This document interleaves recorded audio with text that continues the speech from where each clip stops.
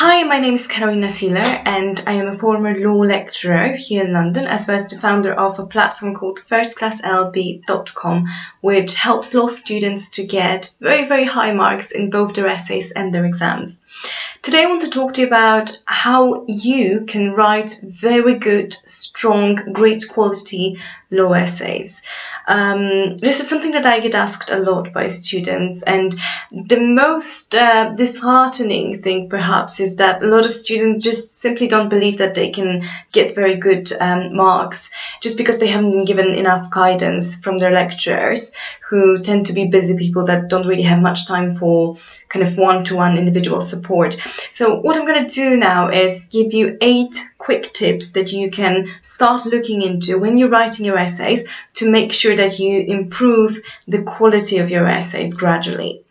The first thing, and I know this is going to be very intuitive and it will be quite self-explanatory, but bear with me, there is a point to it. The first thing is you have to set clear deadlines and stick to them.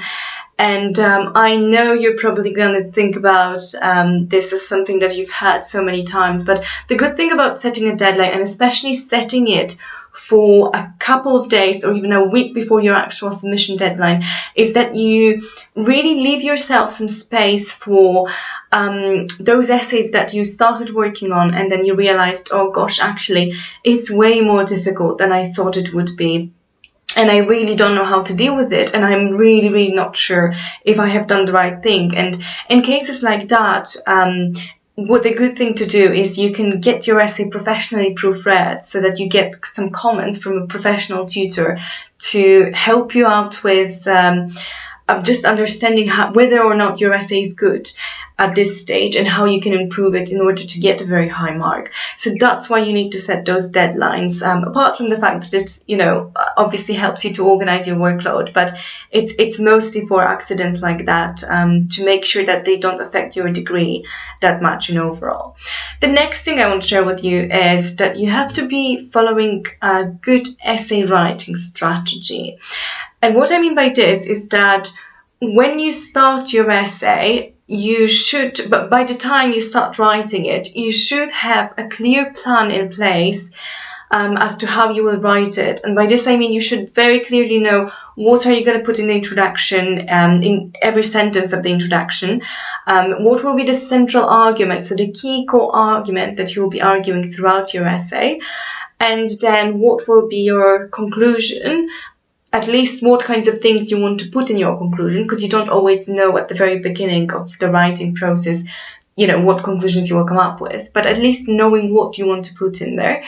And also in terms of your main body, you should know roughly what headings you will have in your main body and what will go into each of those headings, which means what cases and what statute sections should be included in there. And also, most importantly, how many words will each of those sections have. Having a plan like that in place will really, really help you to start writing your essay and finish it in time and actually include the information that is relevant and kind of make sure that it has a consistent argument. If there is an area of law that you're really, really struggling with, there's always an option to order a professional essay plan prepared by a law tutor, especially, like I've said, if there is an area of law that you really can't understand and you've done a lot of reading and you just honestly don't know how to approach it, that's when these types of essays and essay plans are the most useful. The third thing I want to mention to you is just make sure you understand the assignment question well. So most students just know that there are 2 types of questions, which means the problem questions and the essay questions. Problem questions are quite easy to understand or to understand how to approach, because you simply have a scenario describing several events and all you have to do is pick up which of those events are the most important ones legally, and then think about what legal issues are involved in those scenarios. And then that's how you will know that you understood the question well, because you know what legal issues you have to address. In terms of an essay question, this is a bit more complicated. You might think that there's only one type of an essay question, but in fact there are several types. And there are general essay questions, there are quotation essay questions, and there are specific essay questions. And each of those questions needs to be addressed a little bit differently. So make sure there's more information about those different types of questions in the course that I have prepared, which is called the First Class Law Essay Writing course. And you can find the link to it down below. But really make sure that you understand what type of a question you're dealing with. And when you're starting answering that question, when you're starting the writing process, that you know exactly that you are answering the right type of a question. The next tip I have for you is exactly this: answer the question asked. So once you've understood what type of a question you're dealing with, you need to tailor your essay specifically to the question asked. And especially when it comes to an essay question, it really matters whether you are dealing with a general essay question, a specific essay question, or a quotation essay question, because each of those is addressed a little bit differently. Even in the introduction, for instance, when you're stating your central argument for the essay, you need to make sure that you have addressed the question asked, and if it's a general, whether, for example, it's a general essay question or a specific essay question, and that usually has to do with whether you're going to be considering one type of an argument or two types of arguments, or both sides of the argument, and how many different issues you're going to be discussing in your essay. So this is really important to make sure you answer the question asked. The next tip number 5 that I want to share with you, and this is honestly one of the most important tips, is just to mention enough case law and statute sections. A lot of students, especially first year law students, just write their essays without mentioning many cases and without mentioning many statute sections, or for example, they would refer to a statute but would forget to refer the specific section or even the specific subsection of a section within a statute. That's a big no-no, because when it comes to law, the big thing is you need to be very specific, and you need to be talking about the law, not what you think about the law, not what the textbook author might think about the law. The key thing is you need to mention the law as it is and how it is. So a good rule of thumb is if you have an essay of about 2,500 words, depending on an area of law, you should mention around 10-15 cases at least. It's a bit different with the sections, statute sections. You can't really predict it that much. Also, there are some areas of law like EU law where in an essay of this length you might only be able to mention, let's say, 5 or 6 cases, just because EU law generally has fewer cases, but that can be talked about, that are of great importance. But yeah, generally make sure you mention those cases and you mention those statute sections. Don't leave big chunks of text, big paragraphs that talk about law in general, but don't mention specific cases or specific statute sections. Tip number 6 is to include references to journal articles. A lot of students make the mistake of just mentioning, well, they do include secondary references, so they will have included their cases, their statute sections, and then they include the secondary references, but from amongst the secondary references, they usually include textbooks rather than journal articles.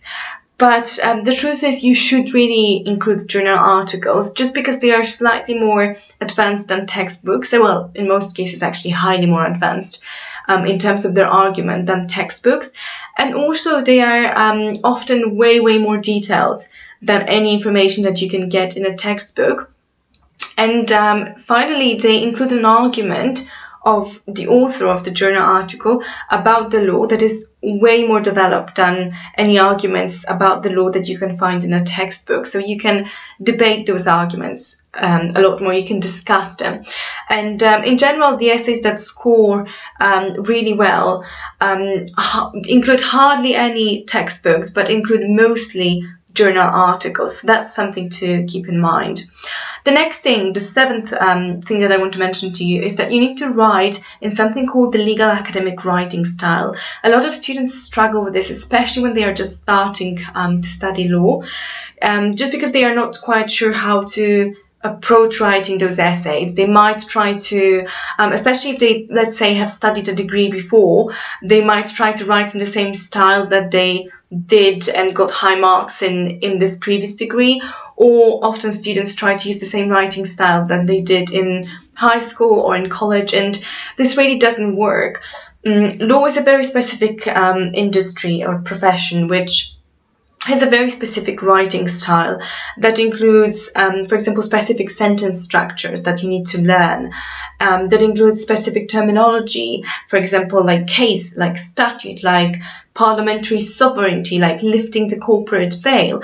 Unless you mention those things specifically in your essay, depending, of course, on the area of law, if you don't mention those keywords, if you don't use the right sentence structure, you're just not going to get a high mark, even though you will be mentioning the right cases and you'll be mentioning the right statute sections, and you will also mention plenty of journal articles.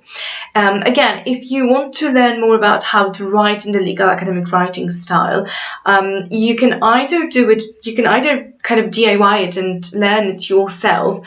And the way that you would do it is you would go through, let's say, 10-15 different journal articles and try to really read them in depth and understand what they are about, and highlight different sentence structures or different phrases perhaps that often show up in the introduction, in the main body, so the main headings of the journal article, and in the conclusion. And you would kind of try to pick it and pick the specific things you need to mention in your law essays in order to kind of mimic that legal academic writing style. But if you don't want to go through the hassle of that, or if you've tried it and it hasn't really worked for you and you've struggled with it, it's also a section that I cover in my first class law essay writing course. So it's well worth checking the course if this is something that you want to learn how to do better. Finally, and I know for some reason this is something that's very obvious, but I have to mention it because so many students make that mistake. The last thing that you need to do is to make footnotes and the bibliography in your essay compliant with your scholar referencing style. It's a specific referencing style or guide which basically just tells you how you should format the footnotes and how you should format the bibliography. And by this I mean how do you mention the name and surname of the author, where and how formatted do you mention, let's say, the title of the journal article, where do you mention the volume of the journal article in which you found that article, the name of the journal. All of those things really, really matter. And honestly, I have seen over the years so many essays that were of very, very good quality. They were extremely well written, but I still, when I was marking them as a lecturer at university, I had to downgrade them. I had to give them fewer marks, and they usually weren't getting a first just because they weren't complying with that scholar referencing style. So that's something that's really, really worth checking out. Again, in my course I teach you about several different tips and tricks that you can use with a scholar referencing guide in order to kind of boost your essay and boost your grade, to kind of show your lecturer that you have really mastered this style, and that you have done a great research, and that you've mentioned plenty of resources. And this is sometimes a little bit difficult to figure out how to do just by reading the scholar referencing guide itself, which is also quite a lengthy document. That's it from me for today. I hope you are going to really implement all of those tips in your essay writing. And finally, once again, I just really want to strongly encourage you to get a hold of and enroll in my first class law essay writing course, just because so many students have benefited from it in the past. And I've honestly seen so many students taking their grades from very, very low grades to very high firsts right after starting to implement the strategies that I teach in the course.